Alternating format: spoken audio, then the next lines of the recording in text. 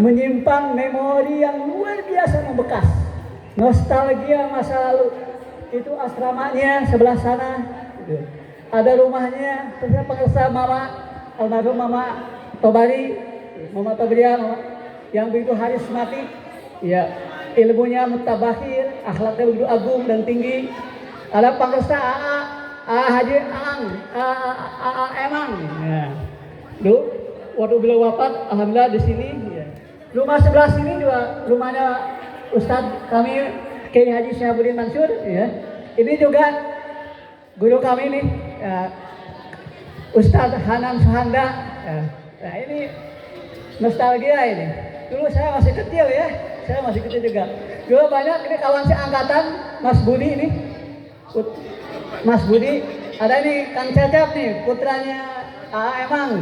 Tadi juga almarhum Pak Uloh, subhanallah. Saya dari kemarin mimpi sekali ingin datang ke sini, meskipun banyak kepadatan. Saya bilang ke kakak saya, dan kebetulan nih 3 bersaudara ini, bahkan 4 sebenarnya gitu ya, alumni Darmut. Yang pertama ada Profesor Haji Asep Usman Ismail, yang dikenal Asep UI kalau di sini dulu, masih PGAL. Gitu. Ada lagi Profesor Ujang Maman Halilur Rahman. Nah, kalau beliau ini akademisi, ya akademisi, dia dosen di kampus. Kebetulan kalau saya menjadi praktisi, walaupun kadang-kadang mengajar juga. Jadi waktu di pondok ini diajarin tentang kitab-kitab itu membekas. Ketika saya sekolah di UIN Jakarta, kemudian sekolah di Leiden University Belanda, tetap yang paling membekas ini.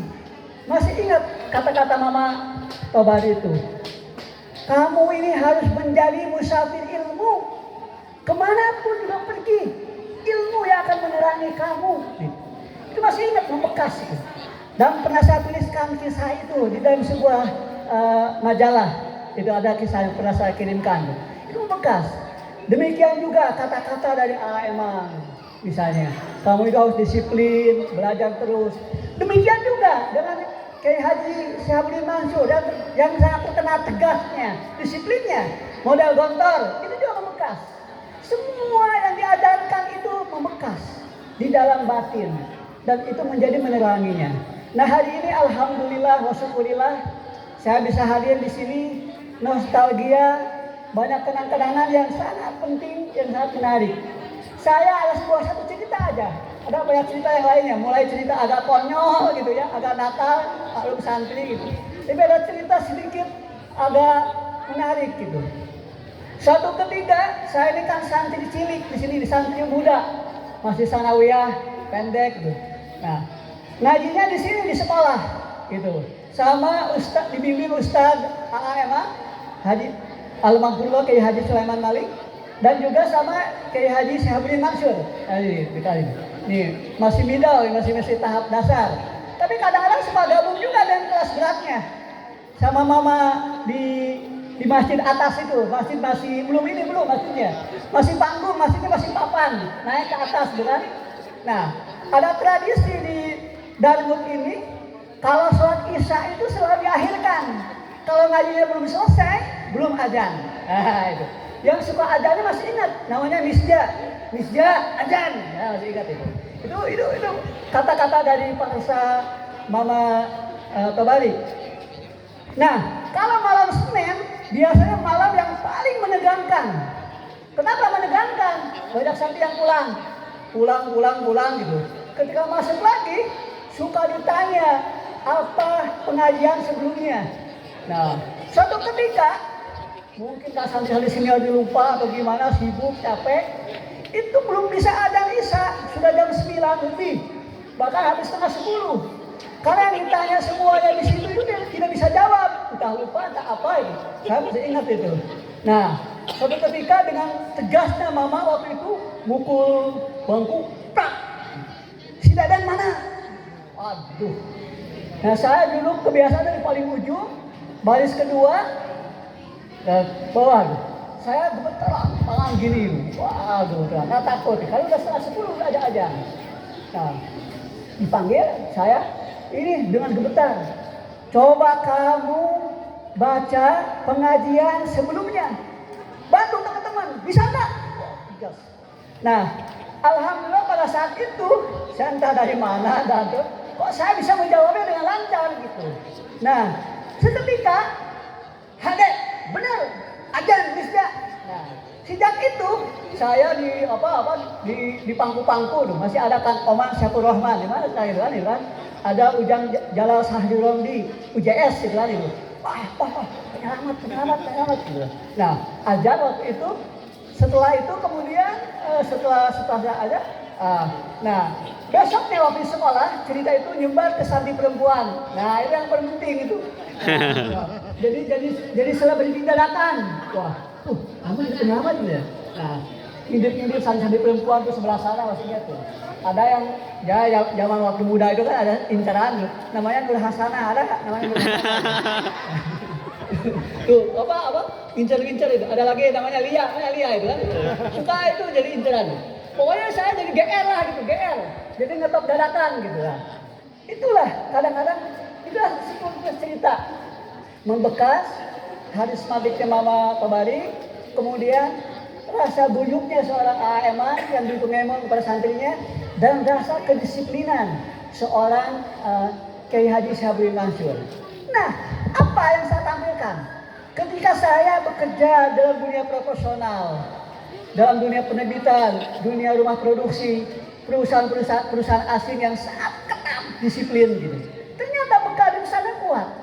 Ketika misalnya saya harus menelaah bikin film tentang agama, nah ada den dulu nih telaah isinya benar atau enggak.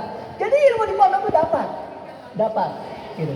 Jadi jangan main-main, apapun juga bekal di pondok itu, ilmu, akhlak, kedisiplinan suatu saat akan membekas. Apapun profesinya. Kebetulan saya sekarang dakwahnya lewat dakwah bil kutub, dakwah bil film. Itu soal pilihan hidup. Tetapi yang paling membekas itu adalah bekal-bekal di pesantren itu begitu membekas. Apapun profesinya. Nah, kira-kira itu nostalgia saya di sini. Banyak lagi kadang-kadang di sini. Kalau upacara di sini. Nah, ada Al-Mukarram nih Pak Saifullah. Ini dulu ganteng sekali itu, ganteng saya itu. Guru paling muda kan, gitu kan. Kepala Madrasah Sanawiyah. Dan tangan saya tahan dibuang. Nah, ini gaul. Ustaz, guru, tetapi juga maksudnya memang kepada para santri. Maka dekat dengan beliau ini, gitu. Beliau ini buat. Nah, makan di rumah, makan. Nah, sama dengan emang kalau masak kecempung ininya, Umi Hajinya itu manggil, ini di sini makan, di sini. Ini ada teh, ini ada dapur nih. Begitu membekas. Ini tidak mungkin hilang sebenarnya. Inilah suasana pesantren. Saya pernah ceritakan kepada seorang peneliti dari Barat, namanya Len Kastal gitu. Kenapa Anda pernah nyantri? Apa sih Islamic boarding school itu yang paling utama? Nah, Islamic boarding school yang paling esensial itu adalah togetherness, belajar dengan rasa kebersamaan. Nah, rasa kebersamaan apa? Kayak nih, masak bareng gitu kan, satu kastrol gitu. Satu nggak punya uang, pinjam. Kemudian kadang-kadang makan di warung Haji atau pulang bayar, dibayarin temen. Itulah rasa kebersamaan. Itulah pesantren. Tidak main-main yang rasa kebersamaan. Rasa kebersamaan membangun rasa solidaritas. Peradaban Islam itu hadir jika kita bisa menaklukkan dunia dengan ilmu, sekaligus melayaninya dengan ikhlas. Di pesantren diajarkan ilmu dan keikhlasan. Sederhana hidupnya, kopiahnya memplek, kucal gitu kan.